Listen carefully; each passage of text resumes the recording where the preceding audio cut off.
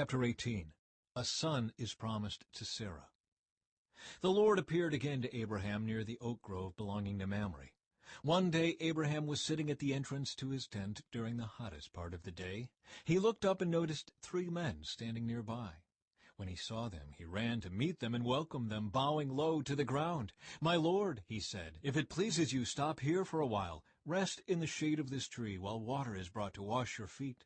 And since you've honored your servant with this visit, let me prepare some food to refresh you before you continue on your journey." "All right," they said. "Do as you have said." So Abraham ran back to the tent and said to Sarah, "Hurry, get 3 large measures of your best flour, knead it into dough, and bake some bread." Then Abraham ran out to the herd and chose a tender calf and gave it to his servant, who quickly prepared it. When the food was ready, Abraham took some yogurt and milk and the roasted meat, and he served it to the men. As they ate, Abraham waited on them in the shade of the trees.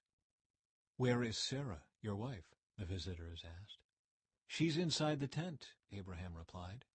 Then one of them said, "I will return to you about this time next year, and your wife Sarah will have a son."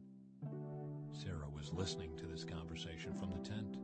Abraham and Sarah were both very old by this time, and Sarah was long past the age of having children. So she laughed silently to herself and said, "How could a worn-out woman like me enjoy such pleasure, especially when my master, my husband, is also so old?" Then the Lord said to Abraham, "Why did Sarah laugh?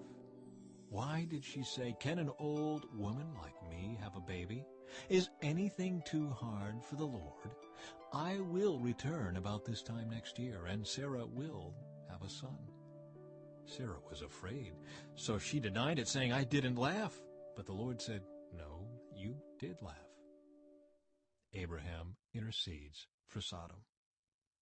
Then the men got up from their meal and looked out toward Sodom. As they left, Abraham went with them to send them on their way. "Should I hide my plan from Abraham?" the Lord asked. "For Abraham will certainly become a great and mighty nation, and all the nations of the earth will be blessed through him. I have singled him out so that he will direct his sons and their families to keep the way of the Lord by doing what is right and just. Then I will do for Abraham all that I have promised." So the Lord told Abraham, "I have heard a great outcry from Sodom and Gomorrah, because their sin is so flagrant.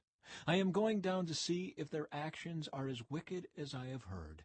If not, I want to know." The other men turned and headed toward Sodom, but the Lord remained with Abraham. Abraham approached him and said, "Will you sweep away both the righteous and the wicked? Suppose you find 50 righteous people living there in the city. Will you still sweep it away and not spare it for their sakes? Surely you wouldn't do such a thing, destroying the righteous along with the wicked. Why, you would be treating the righteous and the wicked exactly the same. Surely you wouldn't do that. Should not the judge of all the earth do what is right?" And the Lord replied, "If I find 50 righteous people in Sodom, I will spare the entire city for their sake." Then Abraham spoke again, "Since I have begun, let me speak further to my Lord. Even though I am but dust and ashes, suppose there are only 45 righteous people rather than 50. Will you destroy the whole city for lack of 5? And the Lord said, "I will not destroy it if I find 45 righteous people there." Then Abraham pressed his request further, "Suppose there are only 40. And the Lord replied, "I will not destroy it for the sake of the 40. "Please don't be angry, my Lord," Abraham pleaded. "Let me speak. Suppose only 30 righteous people are found." And the Lord replied, "I will not destroy it if I find 30. Then Abraham said, "Since I have dared to speak to the Lord, let me continue. Suppose there are only 20. And the Lord replied, "Then I will not destroy it for the sake of the 20. Finally, Abraham said, "Lord, please don't be angry with me if I speak one more time. Suppose only 10 are found there."